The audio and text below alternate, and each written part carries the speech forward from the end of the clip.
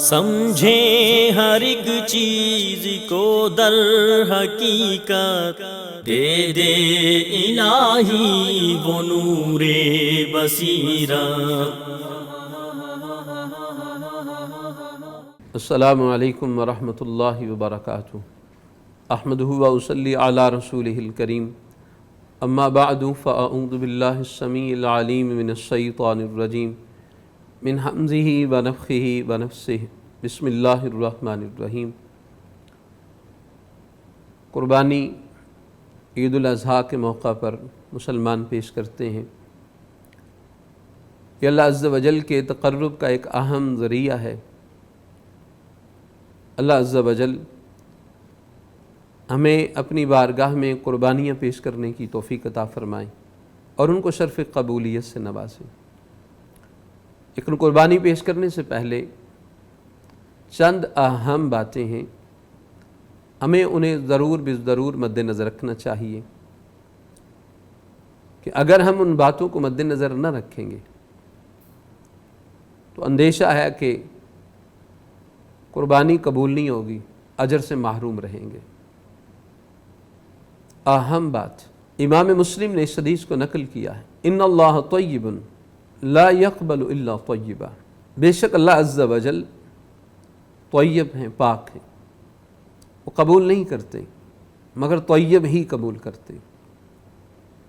انسان جس مال سے اللہ کی بارگاہ میں قربانی پیش کر رہا ہے وہ مال پاکیزہ ہونا چاہیے۔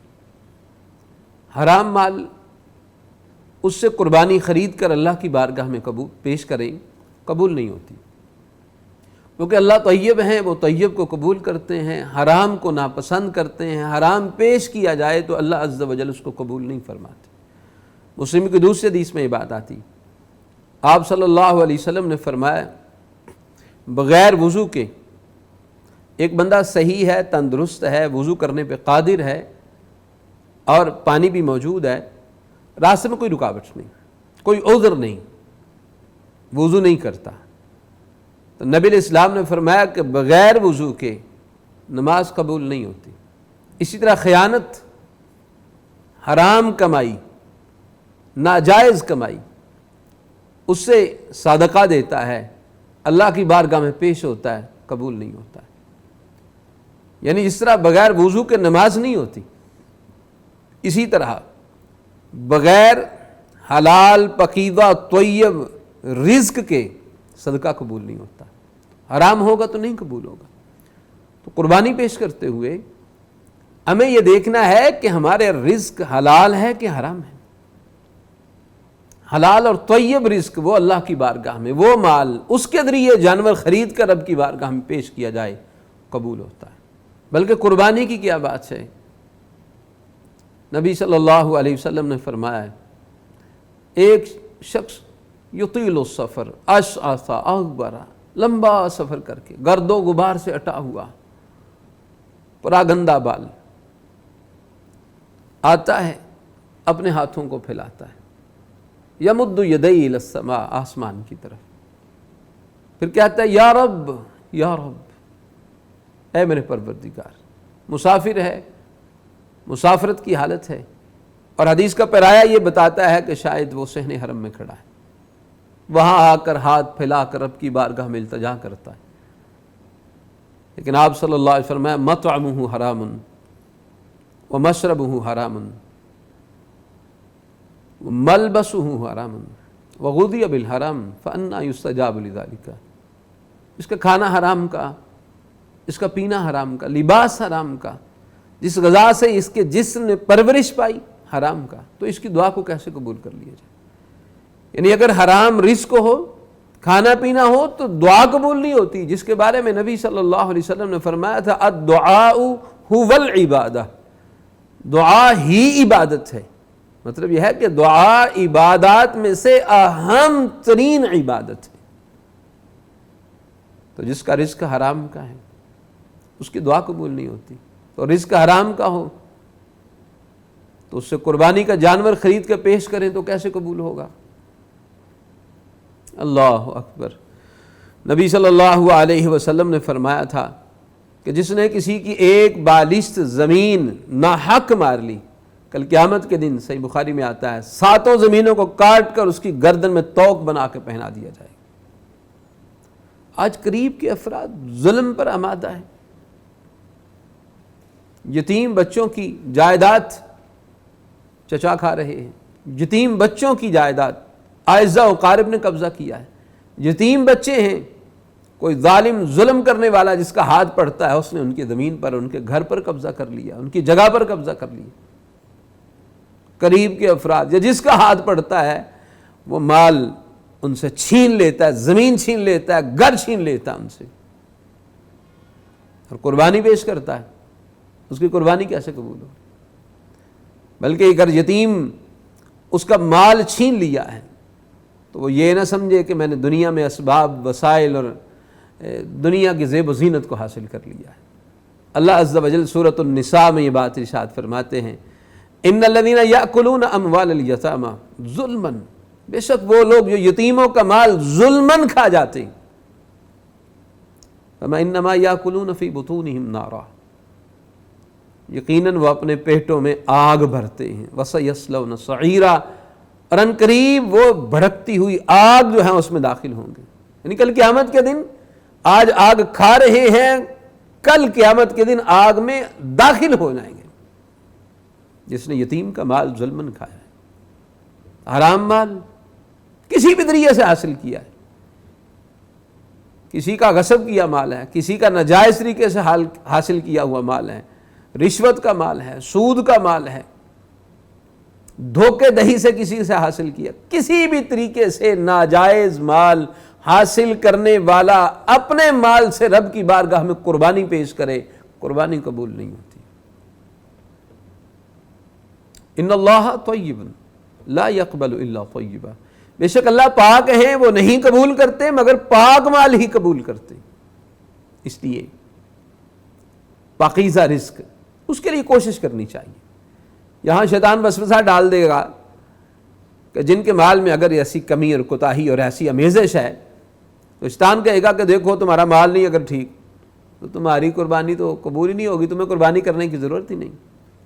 بھائی شیطان کے اس وسوسے کو جھٹک کر اپنے حرام ذرائع اس کو بند کریں، اللہ عز و جل کی بارگاہ میں توبہ کریں اور اصلاح کرتے ہوئے حلال پکیزہ رزق کے لیے کوشش کریں۔ مقصد اصلاح ہے، اپنی اصلاح کریں، حرام ذرائع سے مال حاصل کرنا اس کو چھوڑ دیا جائے، ترک کیا جائے، اور اللہ عز و جل کی رضامندی کے متلاشی بن کر دنیا اور آخرت میں اس کی رحمت کے حصول کو پانے کے لیے، اس کو حاصل کرنے کے لیے ہم نے پاکیزہ رزق حاصل کرنا ہے، کیونکہ ناپاک حرام مال یہ قربانی کی صورت میں رب کی بارگاہ میں، صدقے کی صورت میں رب کی بارگاہ میں پیش کیا جائے قبول نہیں ہوتا۔ دوسری بات، انسان اس کے اگر عقیدے اور عمل کے اندر شرک آ جائے تو اس شرک کی وجہ سے قربانی قبول نہیں ہوتی، بلکہ کوئی بھی عمل قبول نہیں ہوتا۔ اللہ عز و جل نے قرآن مجید میں 18 نبیوں کا نام لیا، ان انبیاء علیہم السلام کا تذکرہ کیا، جن میں 4 اولو العزم رسولوں کا بھی ذکر کیا، نوح علیہ السلام، ابراہیم علیہ السلام، موسیٰ علیہ السلام، عیسیٰ علیہ السلام۔ اس کے علاوہ اسماعیل علیہ السلام، اسحاق علیہ السلام، یعقوب علیہ السلام، یوسف علیہ السلام، یونس علیہ السلام، ادریس علیہ السلام، یہ مختلف انبیاء علیہم السلام کا نام لینے کے بعد آخر میں یہ بات کہی، آخر میں اللہ عز و جل نے فرمایا وَلَوْ أَشْرَكُوا، اگر یہ بھی شرک کرتے لَحَبِطَ عَنْهُمْ مَا كَانُوا يَعْمَلُونَ، تو ضرور ضائع ہو جاتا ان سے جو انہوں نے عمل کیے تھے۔ انبیاء علیہم السلام ان کا تذکرہ کر کے اولو العزم رسولوں کا تذکرہ کرنے کے بعد اللہ نے فرمایا کہ اگر ان کے عقیدے اور عمل کے اندر بھی شرک آ جاتا تو عمل برباد ہو جاتے۔ یہ بات اس وقت کہی جا رہی ہے جب انبیاء علیہم السلام اس دنیا سے رخصت ہو چکے، اللہ کی توحید کا علم بلند کر کے، اس اللہ کی توحید کو دنیا میں نافذ کر کے اس دنیا سے جا چکے ہیں، کیونکہ انبیاء علیہم السلام سے شرک کا ظہور تو نہیں ہو سکتا. یہ صرف اس آخری امت کو سمجھانے کے لیے اللہ نے فرمایا، یہ ہمارے لیے تنبیہ کے لیے فرمایا اللہ عز و جل نے کہ دیکھو اگر وہ بھی شرک کا ارتکاب کرتے تو عمل برباد ہو جاتا. بلکہ اللہ عز و جل نے سورہ زمر کے اندر نبی مکرم صلی اللہ علیہ وآلہ وبارک وسلم کو یہ بات ارشاد فرمائی، وَلَقَدْ أُوحِيَ إِلَيْكَ وَإِلَى الَّذِينَ مِنْ قَبْلِكَ، اور یقیناً ہم نے نبی آپ صلی اللہ علیہ وسلم کی طرف وحی کی، اور آپ صلی اللہ علیہ وآلہ وبارک وسلم سے پہلے انبیاء علیہم السلام جو ہیں ان کی طرف بھی وحی کی. کیا؟ لَإِنْ أَشْرَكْتَ لَيَحْبَطَنَّ عَمَلُكَ، کہ اگر یقیناً آپ نے بھی شرک کیا تو آپ کے عمل برباد کر دیے جائیں گے. وَلَتَكُونَنَّ مِنَ الْخَاسِرِينَ، اور آپ ضرور خسارہ پانے والوں میں سے ہو جائیں گے. یہ کس کو کہا جا رہا ہے؟ اس کائنات کے امام، اس کائنات کے اندر سب سے اعلیٰ، ارفع، عظیم المرتبت سید ولد آدم محمد الرسول اللہ صلی اللہ علیہ وآلہ وبارک وسلم کی ذات گرامی کو میں پھر گزارش کرتا ہوں کہ نبی علیہ السلام سے یا پہلے انبیاء علیہم السلام سے شرک کا ظہور نہیں ہو سکتا. یہ کہا اگر بالفرض شرک ہو جائے، ممکن نہیں، یہ صرف سمجھانے کے لیے کہا. جس سے اللہ عز و جل نے دوسرے کا یہ بات ارشاد فرمائی، قُلْ إِنْ كَانَ لِلرَّحْمَنِ وَلَدٌ فَأَنَا أَوَّلُ الْعَابِدِينَ، اے نبی آپ علیہ السلام فرما دیجئے اگر رحمان کی اولاد ہوتی تو سب سے پہلے میں اس کی پرستش کرتا. اگر ہوتی تو، اللہ کی اولاد تو ناممکن ہے نا. یہ صرف سمجھانے کے لیے بات کہی. اسی طرح یہاں پر بات سمجھانے کے لیے کہی ہے، انبیاء علیہم السلام اگر بالفرض یہ شرک کرتے جو کہ ممکن نہیں تھا تو ان کے عمل برباد ہو جاتے. اب اگر ان کے شرک کی وجہ سے عمل برباد ہوتے ہیں تو ہمارے تو پلے شاہی کوئی نہیں، ہمارے اعمال کی تو حیثیت ہی کوئی نہیں ان کے انبیاء علیہم السلام کے مقابلے میں، ان کے اعمال کی حیثیت کے مقابلے میں. اگر وہ عمل برباد ہوتے ہیں تو ہمارے عمل میں، ہمارے عقیدے میں اگر شرک آ جائے سب کچھ برباد ہو جائے، کچھ حاصل نہیں ہوگا. اس لیے اپنے عقیدے اور عمل کو دیکھنا چاہیے کہ ہم اللہ عز و جل کی ذات میں، اللہ عز و جل کی صفات میں، اللہ عز و جل اس کی عبادت و بندگی میں کسی کو شریک تو نہیں کر رہے. اگر کہیں عقیدے میں اور عمل میں اس قسم کی آمیزش آ گئی، قربانی قبول نہیں ہوگی. بلکہ قربانی کیا، کچھ بھی قبول نہیں ہوگا. نہ نماز، نہ روزہ، نہ زکوٰۃ، نہ قربانی، نہ کوئی اعمال، سب کچھ برباد ہو جائے گا.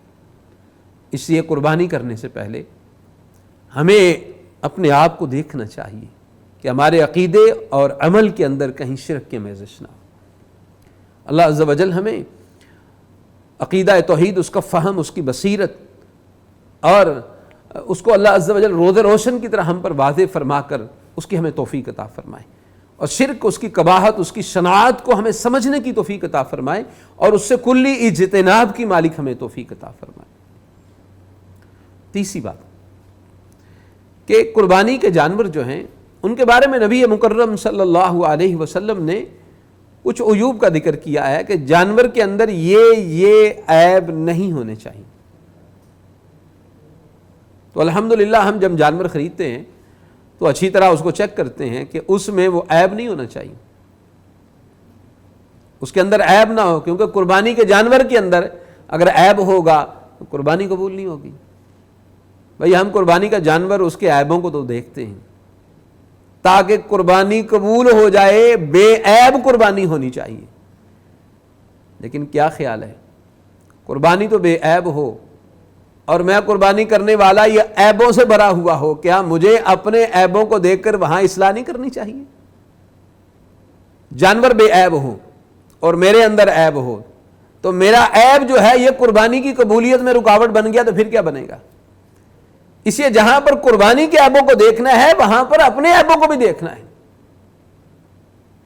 بعض بڑی باتیں جن کو ہم کچھ سمجھنے کی کوشش نہیں کرتے اور بعض دفعہ ان معاملات میں لاپرواہی برتتے ہیں. دیکھیں زکوٰۃ ہے، زکوٰۃ ہم پر فرض ہے. اگر کوئی شخص زکوٰۃ ادا نہیں کرتا ہے تو یہ وہ عیب ہے جو اس کی قربانی کی قبولیت میں رکاوٹ بن جائے گی.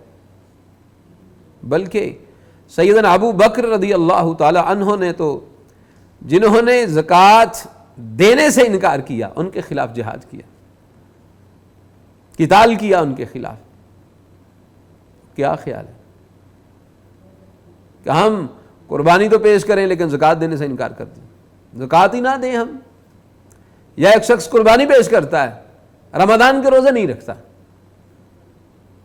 رمضان کے روزے اس نے کبھی رکھے ہی نہیں، کیونکہ وہ ذرا جسم پر مشقت ہے، پیسے موجود ہیں، اس سے کچھ جانور جو ہے نا وہ قربانی کے خرید کر وہ رب کی بارگاہ میں ہم پیش کیے جا رہے ہیں، لیکن جو ہم پر دوسرا فرض ہے وہ فرض ہم نہیں ادا کرتے، تو پھر قربانی کیسے قبول ہوگی؟ اب یہاں سے کوئی بندہ یہ نہ سمجھ لے کہ رمضان تو گزر گیا. بھائی اگر رمضان میں کوتاہی رہی نہیں رکھے، آئندہ عزم کریں کہ اے اللہ جو کوتاہی ہوئی معاف کر دیں، اب ہم روزے رکھیں گے، ہم تیرے حکم کی پاسداری کریں گے، توبہ کریں، اصلاح کریں اور ان اعمال کو اختیار کرنے کی کوشش کریں کہ جو نہیں کر پائے ہم. تو قربانی بے عیب جانور دیکھتے ہوئے اپنے عیبوں کو بھی تو دیکھنا چاہیے. اب یہ چھوٹا عیب نہیں جس کو ہم عیب ہی نہیں سمجھتے. قربانی کرنے والے قربانی پیش کر رہے ہیں لیکن نماز کے قریب نہیں جاتے، بے نماز قربانی پیش کرے، تو کیا یہ بے نماز ہونا قربانی کی قبولیت میں رکاوٹ نہیں بنتا؟ دیکھیں قرآن مجید میں اللہ عز و جل نے فرمایا، قل اے نبی آپ صلی اللہ علیہ وسلم فرمایا، ان صلاتی و نسکی و محیای و مماتی للہ رب العالمین. نبی آپ فرما دیجئے بے شک میری نماز، میری قربانی، میرا جینا، میرا مرنا رب العالمین کے لیے، اللہ رب العالمین کے لیے. اس میں پہلے نماز کا ذکر ہے، پھر قربانی کا ذکر ہے. دوسری جگہ اللہ عز و جل فرماتے فَصَلِّ لِرَبِّكَ وَانْحَرْ، آپ نماز پڑھیں اور قربانی کریں. نماز پہلے، قربانی بعد میں. نبی مکرم صلی اللہ علیہ وسلم نے فرمایا ان اول ما نبدأ به فی یومنا ھذا ان نصلی ثم نرجع فننحر. ہم آج کے دن، عید الاضحیٰ کے دن، سب سے پہلے نماز پڑھیں گے، پھر واپس لوٹیں گے، قربانی کریں گے. او کما قال النبی صلی اللہ علیہ وسلم، نماز پہلے قربانی بعد میں. لیکن ہم نماز ہی نہ پڑھیں اور قربانی کریں. نماز کی فکر تو نبی صلی اللہ علیہ وسلم کو اس قدر زیادہ تھی کہ آپ صلی اللہ علیہ وآلہ وبارک وسلم زندگی کے آخری لمحات میں جب اس دنیا سے رخصت ہو رہے تھے، آپ کے ہونٹوں پہ جنبش تھی، حرکت کر رہے تھے، لیکن نکاحت کی بنا پر آواز اتنی بلند نہیں تھی. ہماری عائشہ رضی اللہ عنہا فرماتی ہیں میں نے کان قریب کیے، آپ صلی اللہ علیہ وسلم فرما رہے تھے الصلاۃ الصلاۃ وما ملکت ایمانکم، نماز نماز، اور جو تمہارے زیر دست ہیں، غلام لونڈی ہیں، ان کا خیال رکھنا. یہ آپ صلی اللہ علیہ وسلم زندگی کے آخری لمحوں میں آپ کے لیے، میرے لیے پیغام چھوڑ کے گئے تھے، نماز اس کو نہ چھوڑنا، اس کے بارے میں سستی نہ کرنا، کیونکہ یہ اہم ہے. من ترک الصلاۃ متعمدا فقد کفر. نبی مکرم صلی اللہ علیہ وسلم نے فرمایا جس نے عامدن نماز کو چھوڑا اس نے کفر کا ارتکاب کیا. اس لیے بھائی قربانی کرنے سے پہلے نماز، اگر پہلے کوتاہی ہوتی رہی تو شروع کر دیں، اللہ عز و جل کی بارگاہ میں لوٹ آئیں تاکہ قربانی بھی قبول ہو اور ہم بھی اللہ عز و جل کی رحمت کے حاصل کرنے والے بن جائیں. جانور بے عیب ہو، قربانی کرنے والا بھی بے عیب ہونا چاہیے نا. چلیں بے عیب ایسا نہیں، کوتاہیاں بے شمار ہوتی ہیں، لیکن جو اہم بنیادی باتیں ہیں ان پر تو کاربند ہونے کی کوشش کرنی چاہیے تاکہ ہمارے یہ عیب جو قربانی کے قبولیت میں رکاوٹ نہ بن جائیں.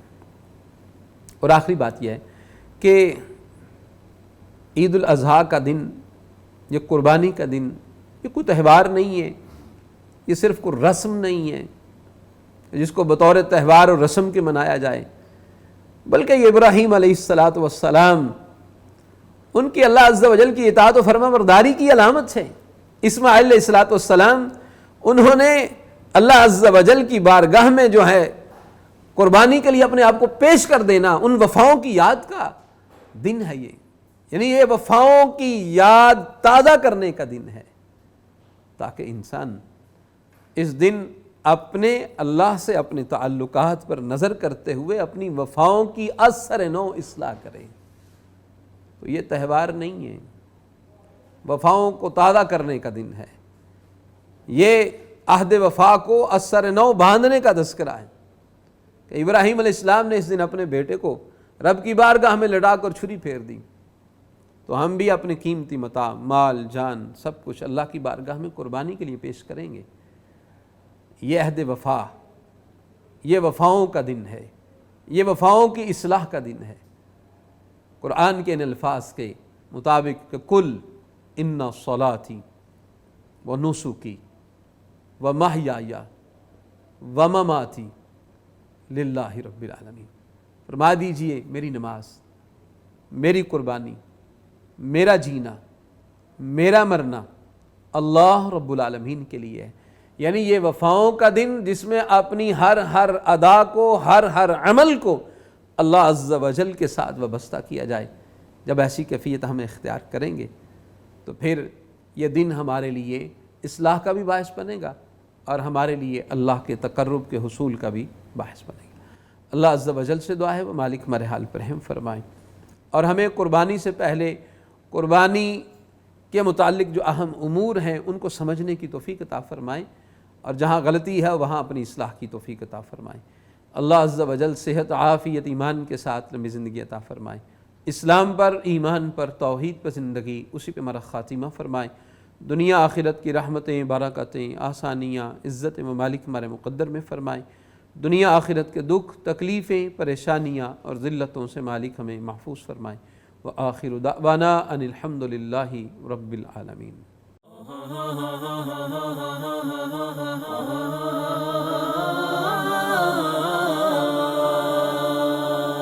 سمجھیں ہر ایک چیز کو در حقیقت، دے دے الہی وہ نور بصیرت۔